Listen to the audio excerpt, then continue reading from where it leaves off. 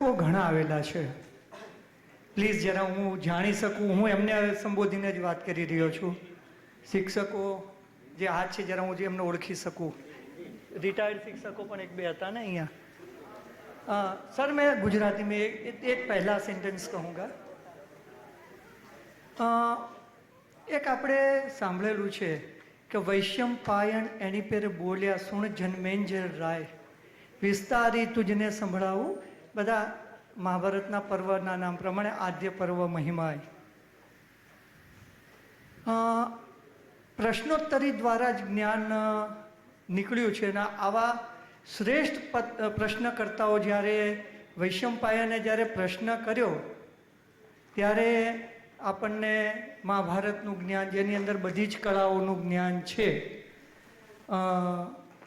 ઘણા લોકો અહીંયા આગળ પ્રશ્ન કરે છે.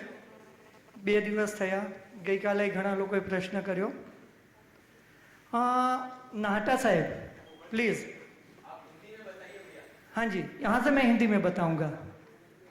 नाहटा साहब, आप जिस प्रकार से प्रश्न कर रहे हैं बड़ा ही प्रभावित हुआ हूँ मैं. आपको मैं विस्तारित तो आप जन्मेंजय राय जैसे प्रश्न कर रहे हैं. आपके 2 प्रश्नों, जब कल आपने जो महात्मा जी खड़े थे उनसे आपने जो प्रश्नोत्तरी किया और आज आपने जो प्रश्न किए उनसे, कि भाई आप इतना सब कुछ समझा रहे हैं तो अप्लाई क्यों नहीं हो रहा है. साहब इतना गहरा प्रश्न था, कोई समझा नहीं समझा, मैं काफ़ी प्रभावित हुआ. कल भी आपने वो महात्मा जी से कहा कि आप ये बता दीजिए कि यथार्थ क्या है. ये 2 सवाल, यथार्थ और अप्लाई, ये 2 शब्द के अंदर ही पूरे आपके प्रश्न. पर आप जैसे अच्छे प्रश्नकर्ता यहाँ बैठे रहेंगे तो हम लोगों के लिए बहुत ऊंचा ज्ञान मिलेगा. छोटे प्रश्नों का जवाब छोटा मिलेगा, ऊंचे प्रश्नों का जवाब ऊंचा मिलेगा. मेरा नाटा जी से यही कहना था. आप प्लीज़ बैठिए और अच्छे से प्रश्न कीजिए तो वैशंपायन तो આપણને સમજી શકાય. આજ મારે કહેવું હતું અને ગુજરાતીનું હતું એટલે આજે પ્રેમાનંદની જે વ્યાખ્યા હતી એ શિક્ષકો મારે એ વાતને વધારે સમજી શક્યા હશે. Thank you all of you.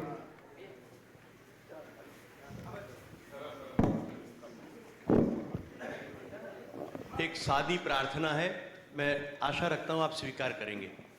लोग पीछे बैठे वाले जब गद्दे में बैठना चाहते हैं तो जगह नहीं देखने की वजह से नहीं बैठ पाते. आप जितने हो सके इतने आगे बैठे, देखिए पीछे इसमें कितनी जगह पड़ी है.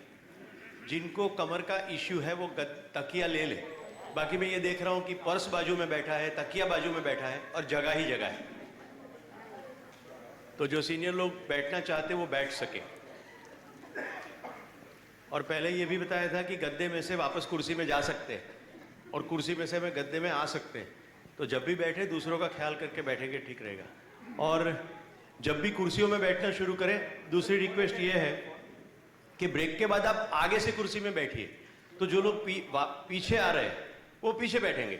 हमारी एक टेंडेंसी होती है कि जो पहली कुर्सी दिखे वहाँ बैठ जाते हैं, तो बाद में आने वाले लोगों को आगे आने में संकोच होता है. राइट. तो कल मिला के सभा कितनी लंबी थी, अब कितनी होगी. और किनको पूछना था प्रश्न? अमिता.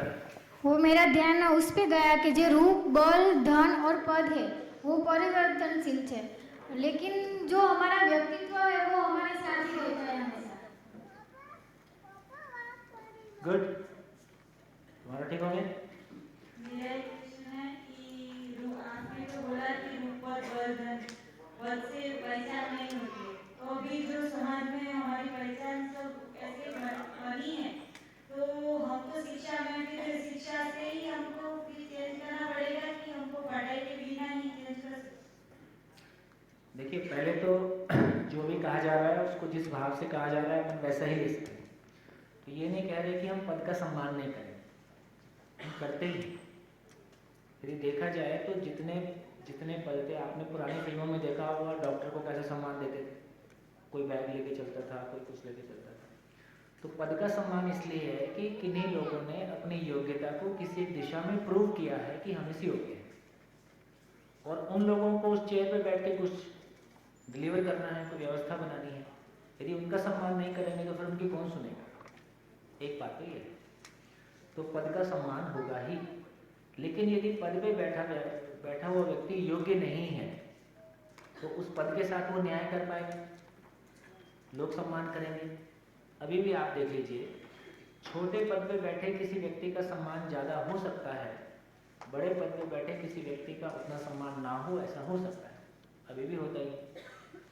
हम दूर क्यों जाएं, अपने ही घर में देखें, अपने ही घर में देखें। यदि बच्चे देखें तो माता पिता में से यदि माँ व्यवहार में ज़्यादा मैच्योर है तो आप अपनी ज़्यादा बात माँ से करते हैं। यदि आपके पिता उस तरह से चीज़ों को सुन के समझ सकते हैं तो आप खुद ही पहचान लेते हैं खुद से कितनी बात करनी है। ऐसा हम घर में भी करते हैं। तो इससे समझ में आता है कि हर व्यक्ति दूसरे व्यक्ति को लगातार पहचान ही रहा है। अब उसके पहचानने की योग्यता कितनी है और सामने वाले के डिलीवर करने की योग्यता कितनी है, दोनों के बीच में कुछ होता है। लेकिन ये बात बिल्कुल क्लियर है कि बेसिकली मानव के लिए कम से कम वो कहीं भी रहे, काम तो बुद्धि आती है ना। तो मेरा रूप बहुत अच्छा है, इससे मेरे अंदर विश्वास की निरंतरता हो जाएगी, ऐसा होने वाला नहीं है।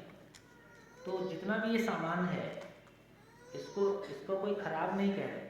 अभी ये क्या नाम तुम्हारा, रुचिका है, रूबी, रुतेजा, क्या होता है? हाँ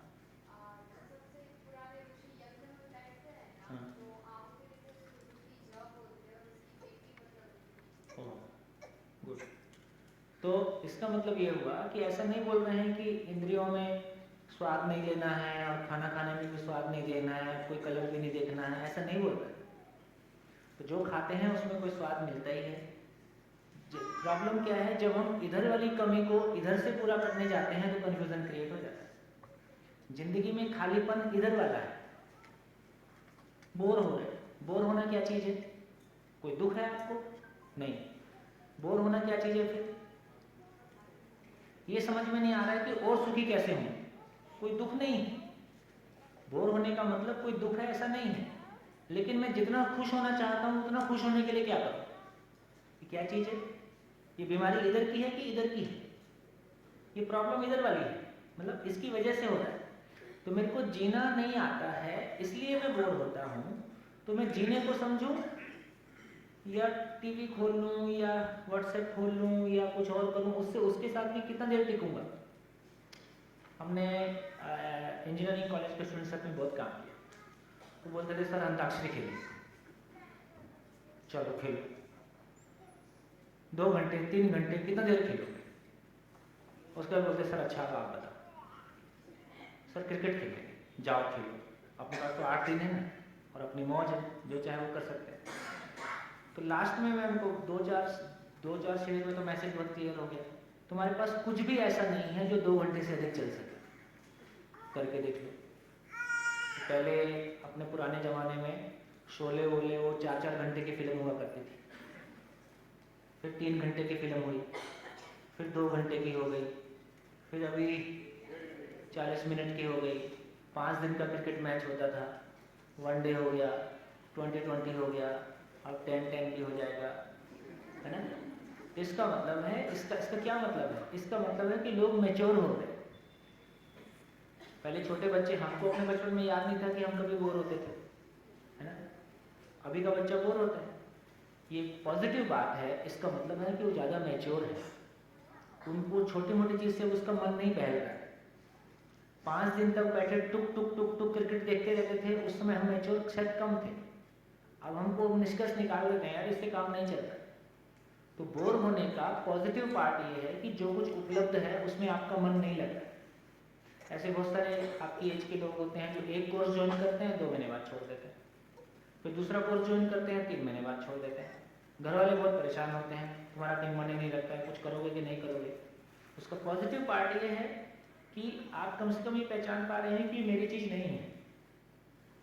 लेकिन क्या मेरी चीज़ है वो पहचानने का भी अभी जगह नहीं है।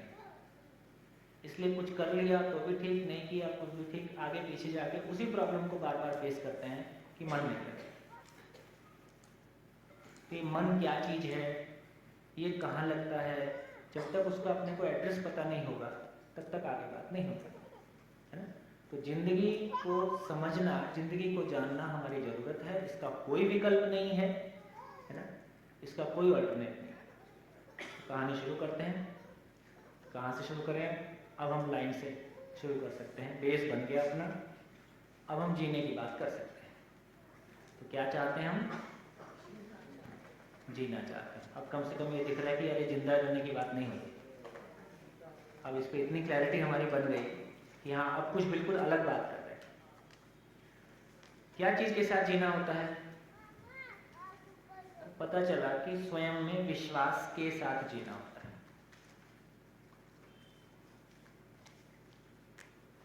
ये विश्वास को मैं दो पार्ट में कर सकता हूँ। एक पार्ट है, मैं कहता हूँ कि स्किल के प्रति विश्वास है।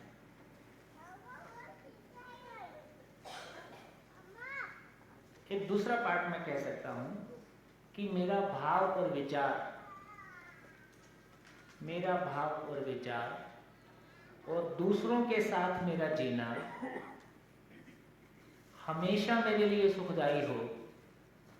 इस दुनिया का नाम ये वो है जिसको कहते हैं कि जीने का विश्वास।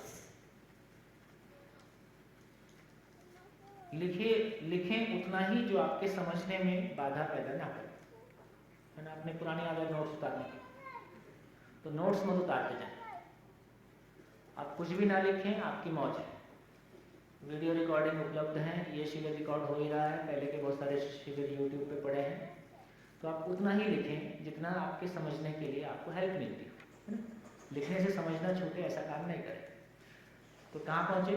तो एक तरह की अब हमको समझ में आया कि हमको कार चलाना आता है। तो जब कार चलाने के काम पड़ता है, कार चलाने की बात होती है, तो मेरे अंदर विश्वास रहता है कि नहीं रहता है? हाँ, मैं कर सकता हूँ। खाने बनाने की बात चलती है तो मैं कर सकता हूँ। ठीक, तो जो मैं कर सकता हूँ उसके प्रति मेरा विश्वास बना रहता है कि हाँ, मैं कर सकता हूँ। लेकिन तो एक पार्ट ये हो गया कि हमारे पास स्किल वाला एक एरिया है। अच्छा, स्किल सारी दुनिया के सभी लोगों के पास एक जैसी होंगी कि स्किल सबके लिए अलग अलग होगा? अलग होगा। अंटार्कटिका में तो कार नहीं चलती है, तो अंटार्कटिका में रहने वाले आदमी को कार की जरूरत नहीं। इसका मतलब ये हुआ कि स्किल वाला पार्ट सबके लिए अलग अलग होगा। और एक आदमी को कितने स्किल आ सकता है? फिर भी सीमित ही रहेगा। भाई मैं सर्जरी भी कर दूंगा और मैं खेती भी कर दूंगा और मैं गाय की पूंछ पे भी लटक जाऊंगा, है ना। सारे काम तो नहीं कर सकता। तो एक आदमी एक skill, 2 skill, 3 skill, 4 skill, 10 skill कोई सीख सकता है। फिर भी सारी दुनिया की सारी स्किल एक ही आदमी सीख लेगा, ऐसा प्रैक्टिकली पॉसिबल भी नहीं है, इसकी आवश्यकता भी नहीं। तो काम की बात ये चली कि स्किल किस बात के लिए? स्किल जिंदा रहने के लिए, खाने पीने का जुगाड़ हो जाए। ठीक है। तो मूल बात जो हम करना चाह रहे हैं वो ये करना चाह रहे हैं कि मेरा भाव और विचार। तो मैं कब विश्वास के साथ होता हूँ? जब मैं समस्या के साथ होता हूँ या मैं समझ के साथ होता हूँ। जब मेरे पास प्रश्नों के उत्तर होते हैं तब मैं विश्वास के साथ होता हूँ, कि जब मैं समस्याओं के साथ होता हूँ तब मैं विश्वास के साथ होता हूँ। ठीक है। तो इसका मतलब है कि जब मेरे पास सभी प्रश्नों के उत्तर होते हैं, जब मैंने पहला शिविर किया था आपकी तरह, तो मेरे मन में ये भी आया था कि यार ये सामने बैठा आदमी तो कुछ भी पूछ सकता है। तो यदि ये शिविर कोई लेता होगा तो उसको कितना सारा पता होता होगा। कोई कहीं से कुछ भी पूछ सकता है, फिलॉसफी से, एजुकेशन से, जिंदगी से, है ना, इकोनॉमी से, कहीं से कुछ भी ला सकता है। सब चीज़ का पता एक आदमी को कैसे हो सकता है? ये काम तो मैं कभी कर ही नहीं सकता। मैं चाहता था, मेरे को काम अच्छा लगा, तो लगा कि यार ये भी समझ में आ गया कि सारी बाकी जितनी सारी प्रॉब्लम है उसकी एक ही दवाई है कि आदमी के पास समझ नहीं है और कोई ना कुछ गलती करता है। उसको समझ आ जाएगी तो सब कुछ ठीक हो सकता है। लेकिन ये काम बहुत मुश्किल लगता था। मेरे को लगता था कि कितना सारा पढ़ना पड़ेगा, और मैं बहुत सारा पढ़ा हुआ नहीं हूँ। जैसे हमारे कोई मित्र मिलते हैं जिनको पढ़ने का बड़ा शौक रहता है, तो ईस्टर्न वेस्टर्न सब फिलोसफी पढ़ रखी हैं, है ना? ऐसे बहुत सारे लोग होते हैं, बहुत बहुत पढ़ने का शौक रहता है। और हमारी शुरुआत भी पढ़ने से नहीं हुई थी। मैं तो सिंपल जी बढ़िया से झूठ नहीं बोलना चाहता था, चोरी नहीं करना चाहता था, ठीक से जीना चाहता था। तो मैं जीना चाहता था मेरे परिवार के साथ ठीक से, और जब जीने गया तो उसमें मुश्किलें आई। जब मुश्किलें आई तो सोचना शुरू किया तो कुछ पढ़ना भी शुरू किया। तो कभी गांधी जी को पढ़ लिया, कभी कुछ और देख लिया छोटा मोटा। लेकिन ये बात बिल्कुल ठीक है कि यदि मुझको लगता है कि जिंदगी में एक जिंदगी आदमी जीते तो कितने सारे प्रश्न उसके अंदर उठते होंगे, अनलिमिटेड। और एक आदमी विश्वास से कब जिएगा? जब उसके पास सारे क्वेश्चंस का आंसर होगा, है ना? तो एक आदमी के पास कितने प्रश्न हो सकते हैं? गिना जा सकता है कि नहीं गिना जा सकता है? अनंत। तो ऐसा हम बोलते हैं। तो मैं भी ऐसा सोचता था। तो जब मैंने ऐसा सोचा तो मुझ में विश्वास आया कि विश्वास की कमी आई। यदि अनंत प्रश्न हैं तो उनके आंसर तो नहीं हो सकते हैं। इतने प्रश्न जिनको गिना भी नहीं जा सकता है, उसके आंसर क्या होंगे? तो कॉन्फिडेंस बनेगा कि कमजोर रहेगा? कमजोर रहेगा। तो लगता है कि नहीं यार, जिंदगी में पार नहीं पाया जा सकता, है ना? ऐसा पहले भी कहा गया है, ज्ञान अनंत है वगैरह वगैरह। तो अभी थोड़ा सा इस पे आगे चल देते हैं, कहानी किस्से तो बहुत हैं। तो ये समझ में आया कि प्रश्न को गिना तो नहीं जा सकता है, लेकिन उसको कैटेगराइज किया जा सकता है। अब मैं शिविर को शुरू कर रहा हूँ। तो शिविर कैसे चलेगा उस पर, नए लोगों के लिए विशेष रूप से जो भी आपके सामने कहा जाएगा वो एक प्रपोजल के फॉर्म में, प्रस्ताव के फॉर्म में आपके सामने रखते रहेंगे। ठीक है? प्रस्ताव कहाँ से आ रहा है? तो बेसिकली जिसको यहाँ जो जीवन विद्या शिविर बोल रहे हैं वो मध्यस्थ दर्शन पे आधारित है।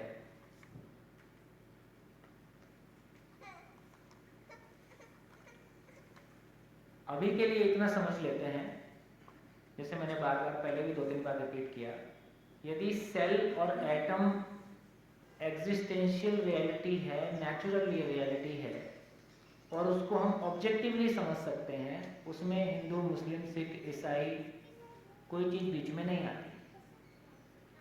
तो ह्यूमन बीइंग भी, मानव भी एक नेचुरल एंटिटी है, और ये पूरी की पूरी नेचर किसी नियम से है या कभी भी कुछ भी हो जाता है। यदि ये सब कुछ नियम से है तो इंक्लूडिंग ह्यूमन बीइंग, इंक्लूडिंग मानव, तो इसको हम जिस तरह से एटम और सेल को क्लासरूम में समझ रहे हैं उस तरह से मानव को भी हम क्लासरूम में समझ सकते हैं, है ना? विधिवत, लॉजिकल समझ सकते हैं, है ना? विधिवत उसको हम समझ सकते हैं। तो उसको देखा गया, पूरी एग्जिस्टेंस जैसी है उसको वैसा देखा गया। मैंने भी जैसे आप समझने की कोशिश कर रहे हो ऐसा मैंने भी समझने की कोशिश की है। मैं भी एक विद्यार्थी हूँ और मैं उसको जितना मैंने समझा है आपके सामने रखता हूँ। तो जो मध्य दर्शन के रूप में जो हमको प्रस्ताव जो भी मिला उसको मैं प्रपोजल के फॉर्म में आपके सामने रखूंगा, और आपको कोई भी चीज को मानना नहीं है।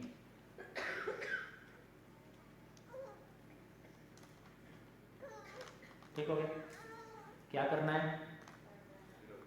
क्योंकि मैं जीना चाहता हूं, और जीना किसके साथ होगा? विश्वास के साथ। तो मानने से विश्वास आता है कि जानने से विश्वास आता है?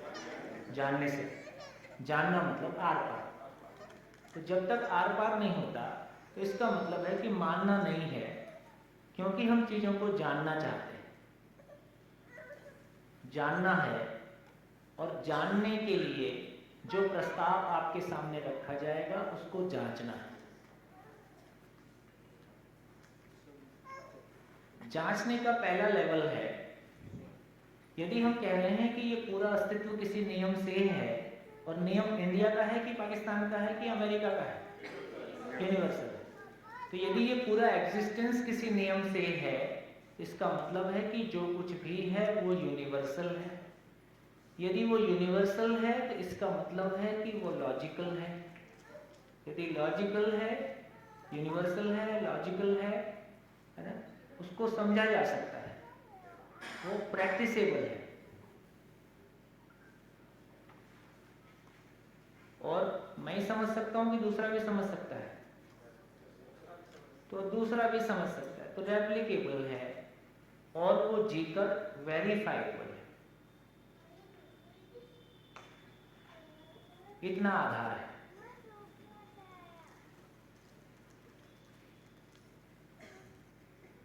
ये वेरीफाइबल इंपॉर्टेंट है। जैसे साइंस में हम कोई रिसर्च करते हैं, साइंस में हम कोई प्रयोग करते हैं, तो वो वेरीफाई उसको कैसे करते हैं? एक्सपेरिमेंट करते हैं और लैब में बार बार वही रिजल्ट आता है। यदि बार बार वही रिजल्ट आता है तो हम कहते हैं कि ये वेरीफाई हो गया। ठीक।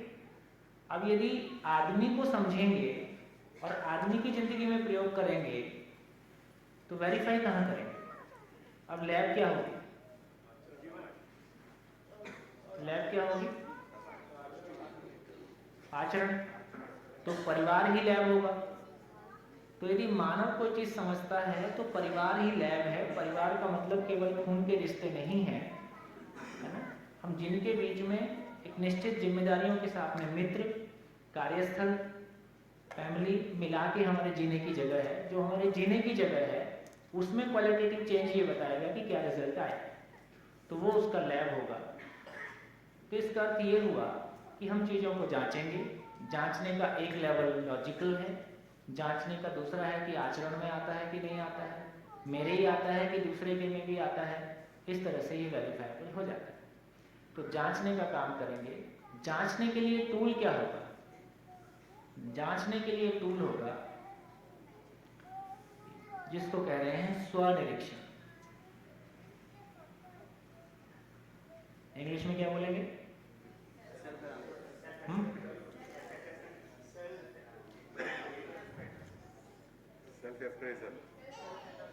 Self observation, self exploration. ठीक है। तो सीधा सीधा, इसलिए मैंने शुरू में क्या कहा था कि जो कुछ भी यहाँ प्रपोज किया जाएगा उसको किसी दूसरी फिलॉसफी से कंपेयर नहीं करना। सीधे सीधे अपने में जांच के देखना कि ये लॉजिकल है कि नहीं, यूनिवर्सल है कि नहीं, है ना, मेरे अंदर ऐसा दिखता है कि नहीं। सीधा सीधा अपने में उसको स्वनिरीक्षण करना। स्वनिरीक्षण करने के बाद क्रॉस चेक करने के लिए परीक्षण भी कर सकते हैं। परीक्षण का मतलब है कि मैं जिनके साथ में जीता हूँ उनके साथ में जांच के देखूंगा। मेरे ऊपर भी काम करता है कि मेरी फैमिली के लोगों पे भी काम करता है, परीक्षण। और फिर मैं सभी पे जांच के देखूंगा, सर्वेक्षण। तो निरीक्षण, परीक्षण और सर्वेक्षण पूर्वक मैं हर प्रस्ताव को जांचूंगा। जांचने के बाद जो निकल के आया, है ना, वो एक समझ है। उस समझ को मैं जी कर देखूंगा।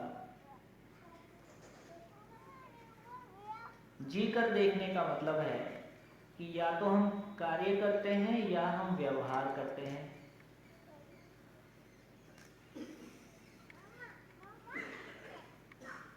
तो कार्य का रिजल्ट ठीक आ जाए और व्यवहार का रिजल्ट ठीक आ जाए तो काम ठीक हो। व्यवहार में क्या रिजल्ट आएगा? यदि मैंने सही व्यवहार किया तो व्यवहार का रिजल्ट क्या होगा? व्यवहार,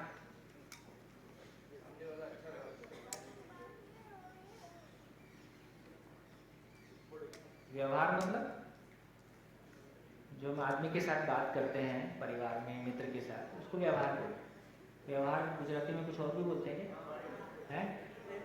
हाँ, मैं समझ गया, कहीं तो मिसफायर हो रहा है। पैसे के लेन देन को व्यवहार बोलते हैं, वो झंझट। तो यहाँ व्यवहार का मतलब है कि परिवार के लोग एक दूसरे के साथ जो बातचीत करते हैं, हम आदमी के साथ जो बातचीत करते हैं, उस बातचीत का रिजल्ट क्या चाहते हैं? क्या रिजल्ट है?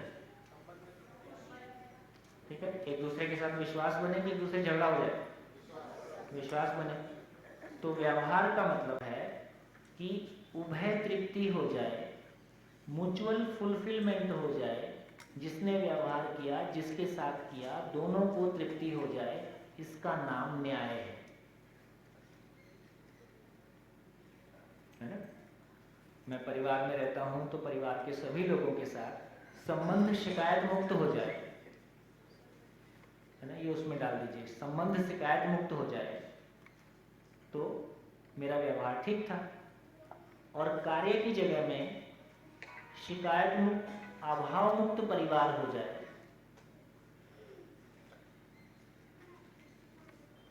तो कार्य ठीक था।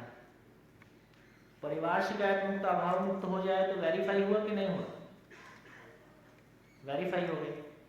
तो इस तरह से हम पूरी बात को सुनेंगे। इसमें कोई कंफ्यूजन है तो बोलिए।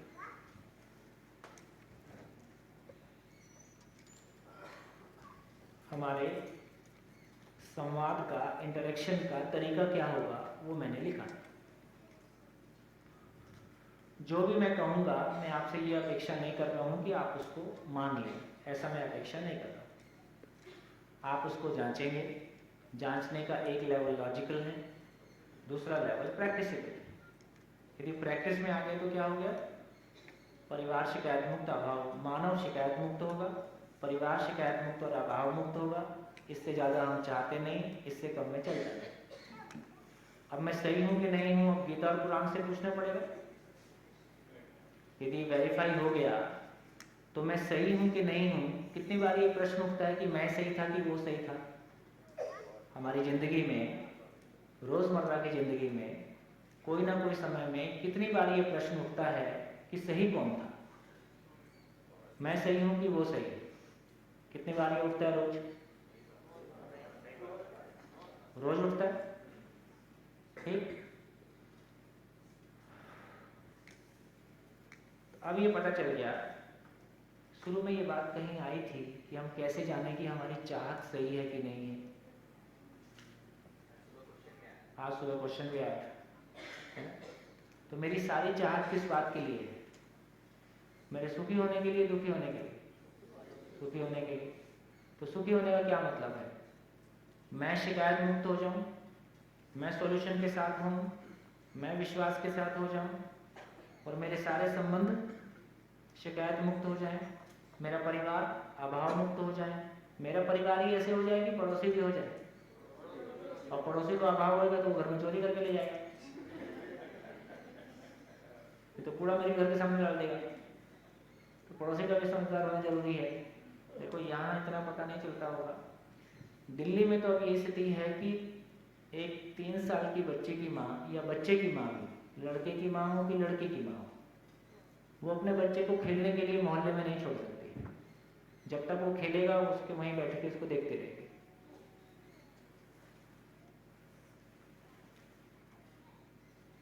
ये विश्वास की हालत है।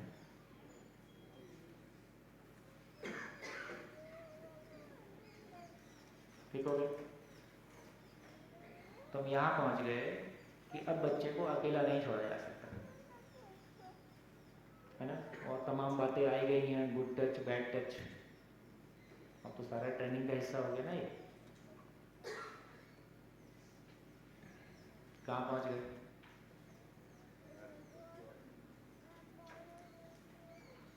तो जैसे जैसे हमारी एजुकेशन बढ़ी, जैसे जैसे सुविधाएं बढ़ी, आपस में विश्वास बढ़ा कि घटा? घटा। तुमको पता चलता है? देखो, हमको तो अपने बचपन का याद है कि कजिन ब्रदर और रियल ब्रदर सिस्टर में कोई अंतर नहीं था। जितना विश्वास सगे भाई बहन पे किया जा सकता था, उतना ही विश्वास कजिन पे भी किया जा सकता था, और कई बार तो पड़ोस में भी किया जा सकता था।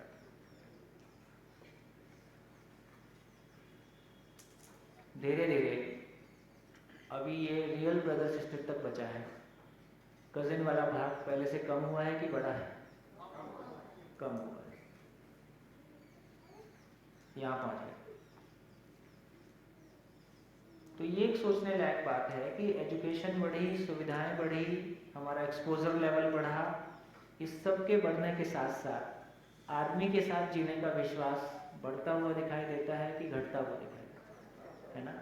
ये गुड टच बैड टच हमको अभी लाना पड़ा। शायद पहले इसकी इतनी ज़रूरत नहीं थी। मैं नहीं कहता कि पहले दुर्घटनाएं नहीं होती थी, पहले भी होती होंगी, और इतने मास स्केल पे या इतने बड़े स्केल पे तो कहीं ना कहीं ये हमको सोचने के लिए मजबूर करता है कि क्या छूट गया। जो पॉजिटिव हुआ उसका सम्मान है, जो कमी है उसको पहचानने की और उसको दूर करने की जरूरत है। कहाँ पहुंचे? इसमें कुछ कहना है तो बताइए। ये ठीक है? इसमें कोई चीज समझ में नहीं आ रही है? सुख की निरंतरता कैसे मिलेगी इसको तो आगे चर्चा करें। पहले ये फ्रेम देख लो, चर्चा करने का फ्रेम ठीक है? हाँ जी। जैसे खुद को बदलते हैं। आपको लगता है बस मैं तो समझ जाऊंगी, बाकी नहीं समझेंगे। हम सबको यही लगता है कि मैं तो समझ जाऊंगा, बाकी नहीं समझेंगे। लेकिन ये बात अभी गलत भी नहीं है। लेकिन एक बात पॉजिटिव है, एक सुखद बात क्या है मालूम है? एक सुखद बात यह है कि आदमी मरता है।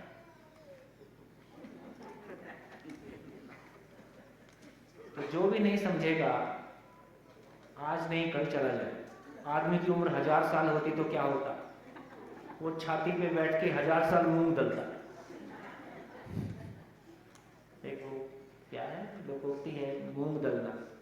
इधर चलता है कि नहीं? हिंदी में चलता है, चलता है ना? तो अच्छा है, 100 साल का है, और नहीं समझेगा तो 20 साल में चले। चल, झंझट खत्म। नए बच्चे आएंगे, सारे नए बच्चे समझना चाहते हैं कि नहीं समझना चाहते? समझना चाहते। सुखद बात यह है, इसमें आशा की किरण ये है, इसमें आशा की किरण ये है कि हर बालक, हर बच्चा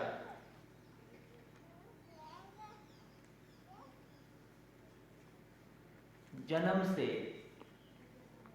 जिज्ञासु है। कैसे पता? क्वेश्चन करता है। कोई बच्चा ऐसा हुआ है ना, ऐसा सामान्यतः कोई बच्चा ऐसा नहीं रहता है कि डॉक्टर के पास आप ले गए हो कि ये क्वेश्चन नहीं करता है, बल्कि आपको क्या करना पड़ता है? बहुत क्वेश्चन करता है। और मैक्सिमम टाइम ये होता है कि हम इरिटेट होके, है ना, चुप रहो बोल देते हैं, है ना, ये काम की बात नहीं है, ये प्रैक्टिकल नहीं है। तो बच्चा जन्म से जिज्ञासु है, बच्चा जन्म से जिज्ञासु है, बच्चा न्याय को चाहता है। हर बच्चा न्याय को चाहता है। वो दूसरों को न्याय देने की योग्यता उसमें नहीं है, लेकिन अपने लिए न्याय चाहता है। ये दिखाई देता है? सभी बच्चे, मेरे को मिला कि नहीं मिला, है ना, ज्यादा मिल जाए तो कोई दिक्कत नहीं, कम नहीं मिलना चाहिए। ज्यादा मिले तो किसको मिले? मेरे को मिले, है ना, क्योंकि अपने साथ तो चाहता है कि मुझको भरपूर मिले। उसको दूसरों के साथ न्याय करने की योग्यता नहीं है, लेकिन अपने लिए न्याय की अपेक्षा, मुझको कम नहीं मिलना चाहिए। तीसरा, हर बच्चा जन्म से क्या? सत्य वक्ता है। उसको नहीं पता कि झूठ क्या चीज होती है। एक बच्चे को जब पैदा होता है उसको पता होता है कि झूठ क्या होता है। पहला झूठ वो किससे सीखता है और कब बोलता है? हर बच्चा पहला झूठ माँ के सामने बोलता है। उसको पता है पड़ेगी, तो पड़ेगी से बचने के लिए कोई पतली गली ढूंढ लेता है। आपको समझ में आ जाता है पतली गली होती है, तो बुढ़ापे तक हम उस पतली गली को यूज करते हैं। हर बच्चा जन्म से सही कार्य व्यवहार करना चाहता है। सही कार्य व्यवहार, सही करना चाहता है कि गलती करना चाहता है? बच्चा सही करना चाहता है कि गलती करना चाहता है? सही करना चाहता है। कैसे पता?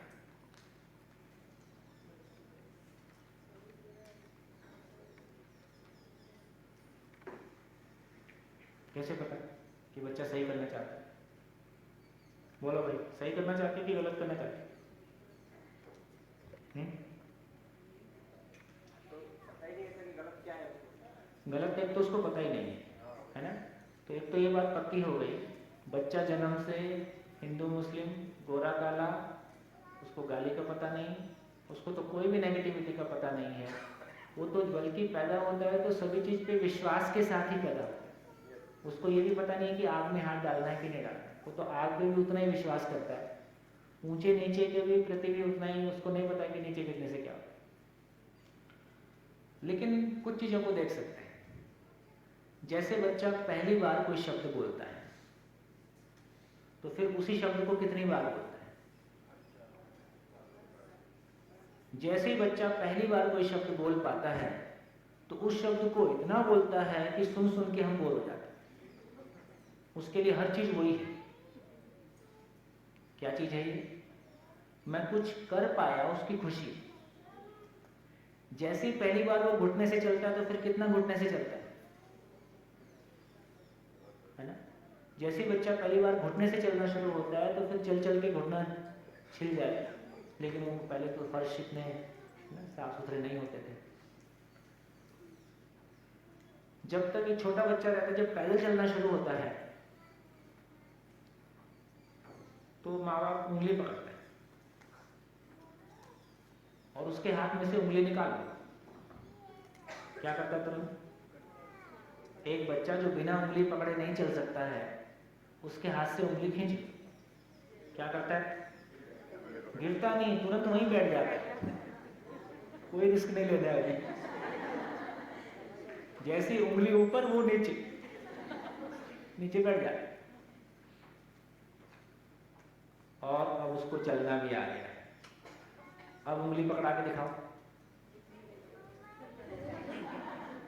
अब नहीं पकड़, वो कहता है चलना आता है। इसका मतलब ये हुआ कि जैसे ही वो कुछ पॉजिटिव कर पाया, उसकी खुशी में बार बार करता है।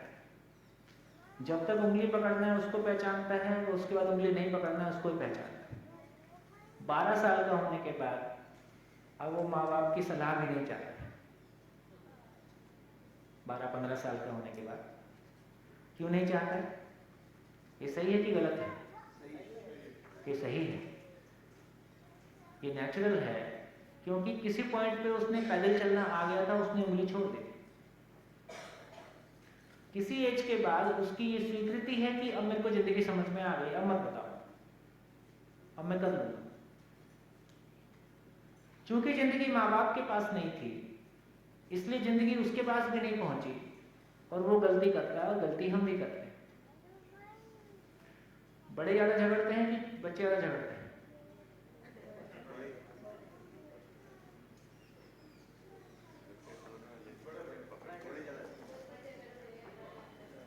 हाँ, बच्चे बोल के झगड़ते हैं, एक हो जाता है, और हम 7 पीढ़ियों तक लड़ते हैं, है ना। ये तमाम सास बहू के झगड़े, भाई भाई के बंटवारे, हर इंस्टीट्यूशन में पॉलिटिक्स, और शिक्षा केंद्रों में सबसे अधिक पॉलिटिक्स, क्योंकि टाइम बहुत होता है।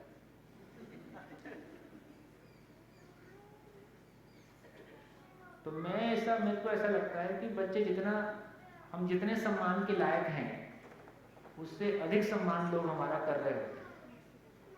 कैसा लगता है आपको? हम जितना सम्मान के लायक हैं, उससे अधिक सम्मान लोग हमारा कर रहे होते हैं।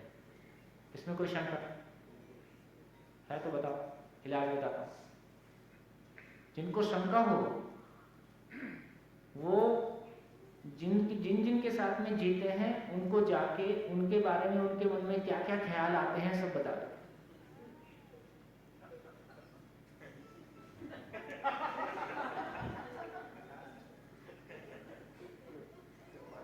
तो फिर एक्चुअल सम्मान का पता चले कि किस सम्मान के लायक थे हम। तो हमको अपने साथ के लोगों के बारे में जिस तरह के विचार आते हैं, यदि उनको पता भी चल जाए तो हो सकता है जनसंख्या आधी रह जाए। तो इसका मतलब है कि हम जितने सम्मान के लायक हैं, जितने विश्वास के लायक हैं, उससे लोग हम पे कम विश्वास करते हैं कि ज्यादा विश्वास करते हैं? ज्यादा करते हैं, अभी भी ज्यादा करते हैं। तो इसका अर्थ ये हुआ कि ये जो नेचुरल प्रोडक्ट है बच्चे के रूप में, इसमें तो कोई कमी नहीं। तो प्रकृति ने जो दिया उसमें तो कोई कमी नहीं थी। कमी बच्चे की जिंदगी में किसने दी?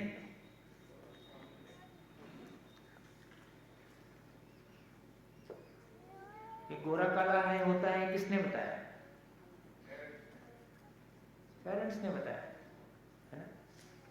तो जितने सारे भेद हैं, अमीरी गरीबी गोरा काला, ये सब हमारे आपके हम आप इसको रिजॉल्व नहीं कर पाए तो उनको भी दे दी। कितने लोगों ने अपने घरों में ये डायलॉग सुने, पढ़ लो 2 रोटी के लायक हो जाओगे।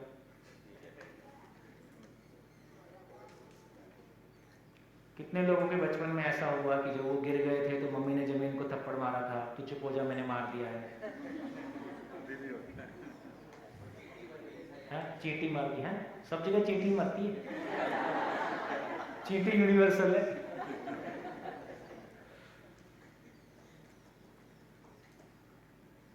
जब बच्चे का रिजल्ट आता है, बच्चा घर में घुसता है तो पहला क्वेश्चन क्या होता है? कितने मार्क्स है? और दूसरा क्या होता है? उसके कितने आए, उसके कितने आए। ये उसका कौन है? जो कभी कभी आपके घर आता है उसके साथ, उसका दोस्त है। अब सवाल ये नहीं है कि कितने आए, उससे कम आए कि ज्यादा है। क्या समझा दिया हमने अननोइंगली? हमने समझा दिया 2 रोटी के लायक हो जाओ। तो जिंदगी का मतलब 2 रोटी के लायक होना है, और सफलता का मतलब दूसरों से आगे निकलना, और गिरने का मतलब हमेशा अपनी गलती किसी दूसरे पे थोपना है। गिरे थे अपनी गलती से, वो नहीं बताया कि तुमको चलना नहीं आता था इसलिए गिर गए, ठीक से चलो। नहीं मैंने जमीन को थप्पड़ मार दिया। इसका मतलब अपनी हर गलती के लिए किसी दूसरे को जिम्मेदार ठहराना। इसका मतलब जीने की जिम्मेदारी स्वीकारी है या जीने की जिम्मेदारी नहीं स्वीकारी? नहीं स्वीकारी। इसलिए वो हिम्मत हमारी आज भी नहीं है। कुछ भी गलती होती तो क्या करते हैं तुरंत? मैं तो वहां था ही नहीं, मेरी वजह से हुआ ही नहीं, पूछा ही नहीं, तो कुल मिलाकर गलती मेरी नहीं थी। और आजकल तो ये और ज्यादा हो गया।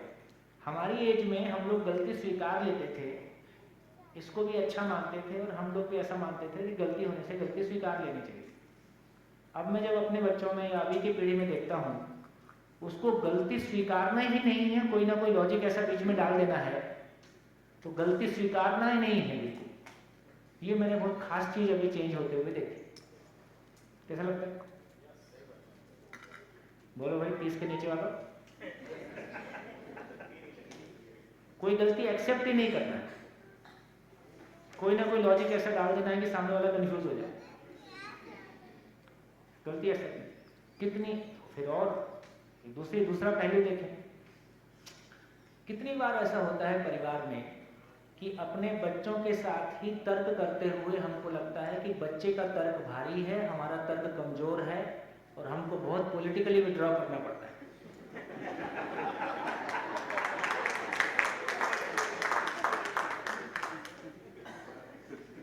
इज्जत भी बचानी है, तो उसको ये पता मत चले यार मैं इतना कमजोर हूँ, ठीक है यार कोई बात नहीं, देख लेंगे बाद में बात करें।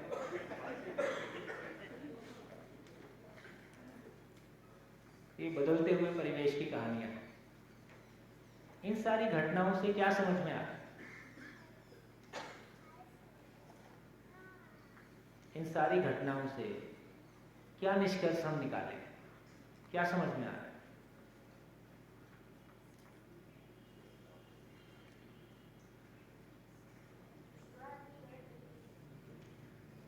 इसका मतलब है जो मैंने पहले भी कहा कि अपने बच्चों के लिए सबसे बड़ी गिफ्ट एक माँ बाप क्या दे सकते हैं?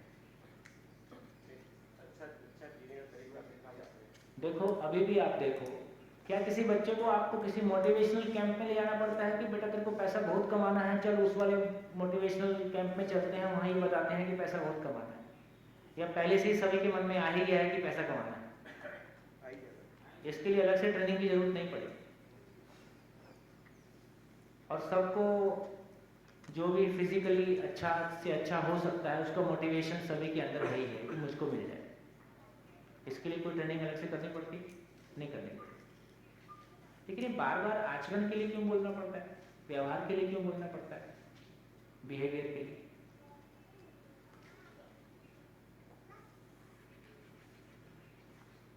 इसका मतलब हुआ कि जो हमारे बीच में आचरण के रूप में उपलब्ध है वो तो बच्चा ले ही रहा है,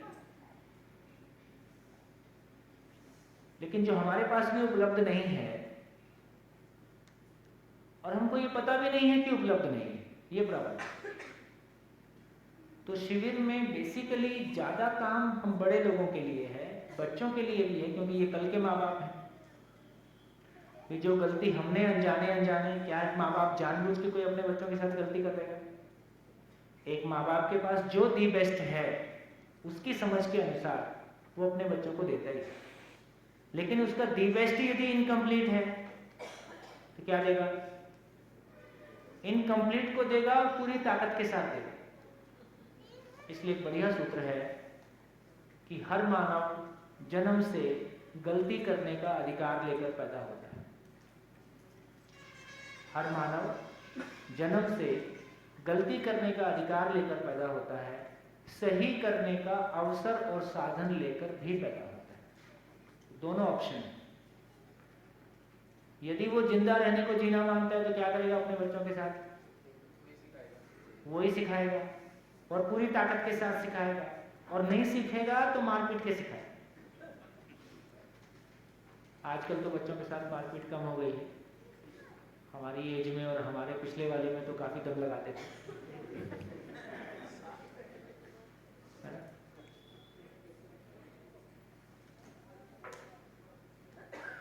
क्या निकला?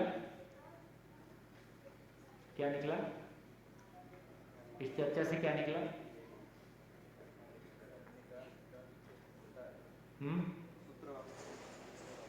सूत्र, हर मानव गलती करने का अधिकार लेकर पैदा होता है, सही करने का अवसर और साधन लेकर भी पैदा होता है। समझने का अवसर है और शरीर साधन के रूप में उपलब्ध है। तो हर मानव गलती करने का अधिकार लेकर पैदा होता है। हमने अपनों को दुख दिया है और पर्याप्त मात्रा में दुख दिया है। गलतियां अपनों के साथ की हैं, आउट ऑफ इनसिक्योरिटी, नहीं समझने की वजह से।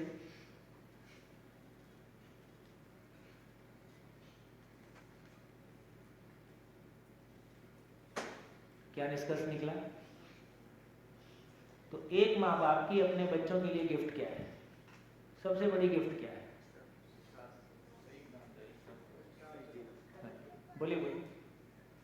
पहले माँ बाप को जीना सीखे। हाँ, माँ बाप को जीना आ जाए, कोई बात नहीं, हो गया।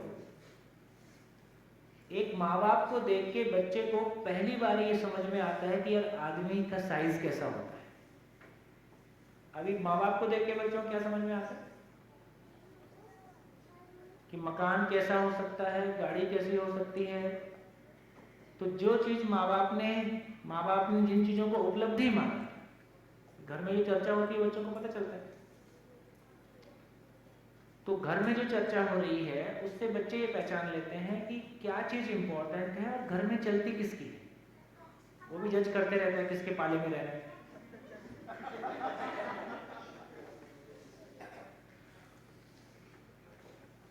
तो जिन चीजों को हमने इंपॉर्टेंट माना है उसकी चर्चा हमने घर में की है, वो बच्चा भी उन्हीं चीजों को इंपॉर्टेंट मानने लगता है। यदि परिवार में सही अर्थों में माँ बाप को देख के बच्चे को ये समझ में आ जाए यार व्यक्तित्व की हाइट क्या होती है और ये पर्सनैलिटी क्या चीज होती है, तो क्या बच्चे के लिए बच्चे को अलग से शिविर में लाना पड़ेगा? तो ये शिविर इमरजेंसी नीड है। तो इसलिए हम बार बार ये बात करते हैं कि 20 साल की एजुकेशन में क्या दिया जाए और परिवार में क्या दिया जाए कि किसी शिविर की आवश्यकता ना पड़े।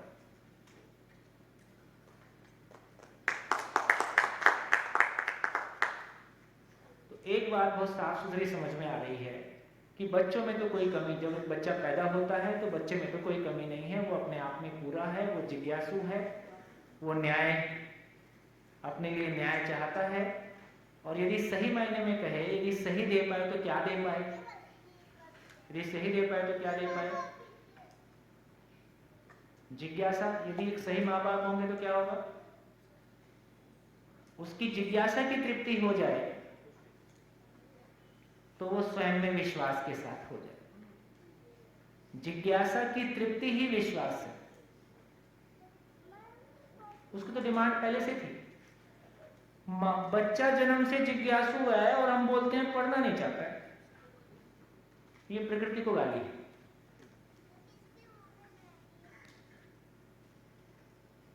ये आपस में कॉन्ट्रडिक्शन हो रहा है ना। बच्चा जन्म से जिज्ञासु है, हम कह रहे हैं पढ़ना नहीं चाहता है। पढ़ना ऐसे भी कोई काम की बात नहीं। पढ़ना काम की बात है कि समझना काम की बात है? फिर पढ़ना क्यों होता है? तो समझने के लिए पढ़ना है, कोई चीज सीखने के लिए पढ़ना है। पढ़ना पढ़ने का अपने आप में कोई उद्देश्य नहीं है। पढ़ना लक्ष्य है कि प्रक्रिया है, प्रोसेस है। एंड रिजल्ट क्या है? मेरे को समझ में आ जाए। यदि कुछ समझ में नहीं आ रहा तो क्यों पढ़ूं? ये प्रॉब्लम। बच्चा कहता है वही एक्सरसाइज मैंने क्लास में किया था, वही घर में लिखने बोलते हैं, मैं क्यों लिखूं, मेरे को आता है ना। बेचारे की उंगलियां पतली पतली उंगलियां टेढ़ी हो जाती हैं लिख लिख के। क्यों लिखवा रहे थे? टीचर को अपनी जान छुड़ानी है तो उसको एक असाइनमेंट दे दे, जा लिख के रह घर बैठे।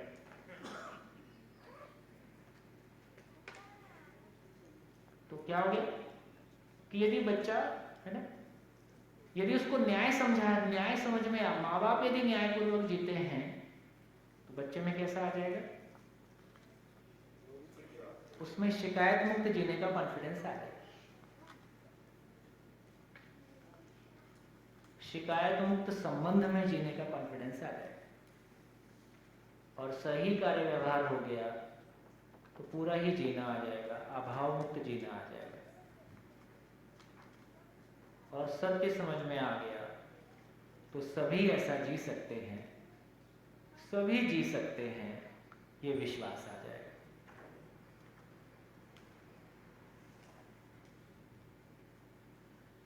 कितना काम करना है? कनेक्शन बैठ रहा है? यदि जिज्ञासा की तृप्ति हो गई तो उसमें स्वयं में विश्वास आएगा। यदि न्याय समझ में आ गया तो दूसरों के साथ कैसे शिकायत मुक्त संबंध के रूप में जीना है, इस पे अधिकार आ जाएगा। जैसे गाड़ी चलाने पे मेरे को अधिकार आ जाता है, ऐसे संबंध चलाने का अधिकार भी आ जाएगा। यदि सही कार्य व्यवहार समझ में आ गया तो अभाव मुक्त परिवार कैसे होता है, एक परिवार अभाव से मुक्त कैसे होता है, अभाव की मानसिकता से मुक्त हो जाए और सत्य पूरा ही समझ में आ गया तो सभी समझ सकते हैं, सभी जी सकते हैं। नैया पार। जिंदगी फुटबॉल का मैदान, जम के खेलो। जिंदगी जीना अपने आप में इतना सुखदायी काम है कि उसके बाद किसी मनोरंजन की आवश्यकता पड़े, बहुत छोटा है, बहुत छोटा है। उसके सामने मनोरंजन हमारी गरीबी है, मनोरंजन हमारी मजबूरी है। क्योंकि 1 घंटे करते हैं फिर पूछते आप क्या करो, कितनी देर करो, कोई फिल्म कितनी देर देखो, 2 घंटे बाद फिर खा ले। और जीवन तो 24/7 बोलता है, आप बताओ आप क्या करेगा? क्या करें? हो गया ये ठीक हो गया, कैनवस ठीक हो गया, आगे चले। चलो आगे चलते हैं। हमने चर्चा किया कि सभी प्रश्नों के उत्तर मिल जाएं और अनंत प्रश्न है ऐसा लगता है कि और कैसे हमारा कॉन्फिडेंस लूज होता है। मैं तो अपने में कई साल परेशान रहा, ये ज्ञान बोलते किसको, कि ज्ञान होने से क्या हो जाता है। मेरी जिंदगी में उस समय भी कोई प्रॉब्लम नहीं थी ऐसी बड़ी वाली तंग करने वाली, तो मैं सोचता था कि और ज्ञान होने से क्या हो जाए।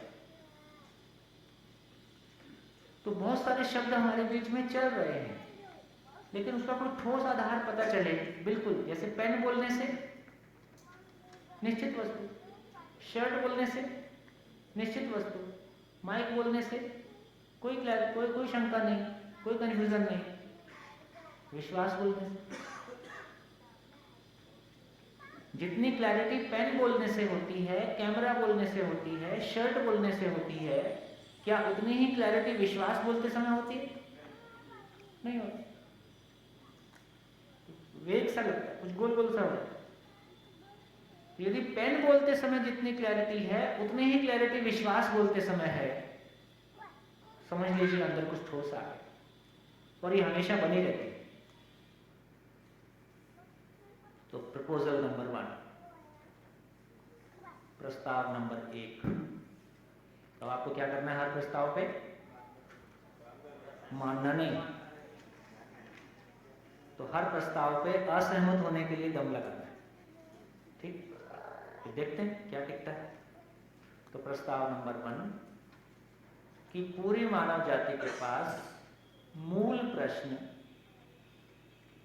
केवल 2 हैं। उसको कहा क्यों जीना है और कैसे जीना है। क्यों जीना है, कैसे जीना है, नंबर 1, नंबर 2। कुल इतना काम है। 2 प्रश्न 80 साल, काफी हल्का काम है। 2 प्रश्न 80 साल।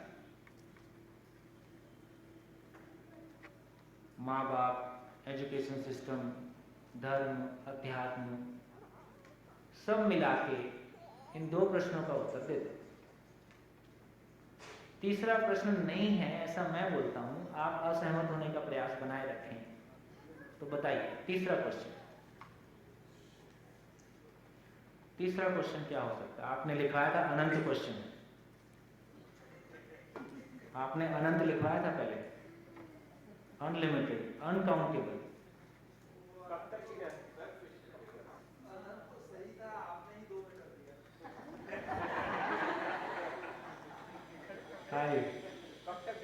कब तक जीना है? कहाँ है आपके परिवार वाले? कोई नहीं आया साथ में, इसलिए पूछ रहा। कब आदमी पूछेगा इस क्वेश्चन को? ये क्वेश्चन आदमी कब पहुंचेगा? परेशान। तो सुसाइड के आसान तरीके आते हैं। इस प्रश्न का इतना ही मतलब है कि क्यों जीना है, कैसे जीना है। यदि किसी को जीने में मजा आ रहा होगा तो फिर पूछेगा कब तक जीना है। तो जीने में मजा नहीं आ रहा है इसलिए एक प्रश्न पैदा हुआ है। और बोलिए तीसरा क्वेश्चन, खूब दम लगाइए, कोई तीसरा क्वेश्चन निकाल के देखते हैं। तीसरा निकलेगा फिर चौथा निकालेंगे।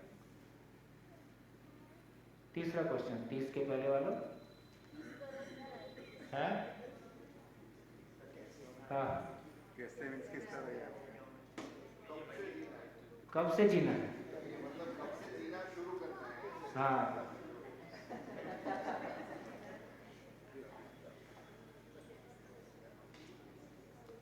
हाँ जी। तीसरा क्वेश्चन, मैं कौन? समझा के जीने, वो तो उत्तर हो गया, मैं तो क्वेश्चन की बात कर। तीसरा प्रश्न, मैं कौन हूं?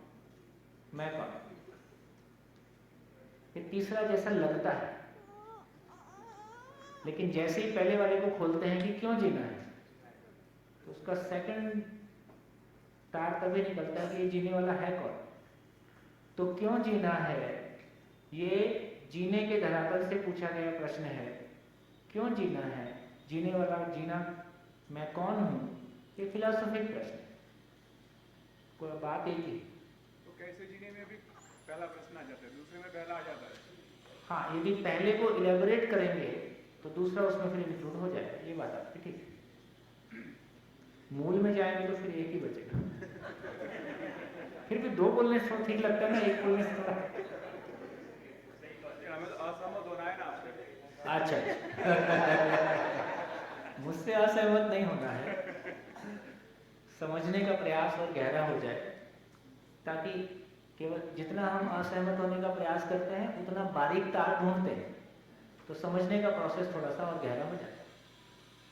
हाँ जी, तीसरा प्रश्न। हाँ जी,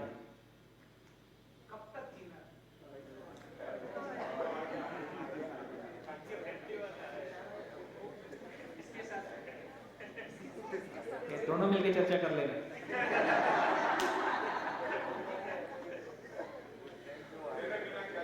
तेरे बिना क्या जीना, और मिल गई।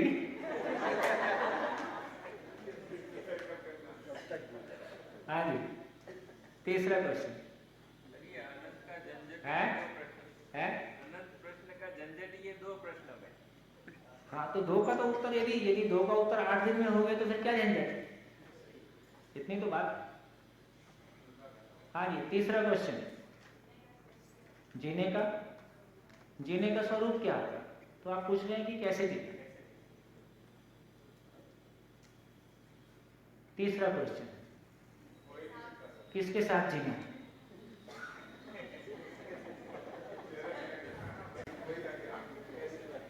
कोई तो होगा, कोई तो मिलेगा, और जो बाकी हैं उनके साथ भी जीते ही हैं। जो एक के साथ जीने की सोचे, समझो लफड़ा होना। एक के साथ झंझट ही होगा। जब सबके साथ जीने की सोचते हैं तो जीना समझ में आए। तो किसके साथ नहीं जीना है, सभी के साथ जीना।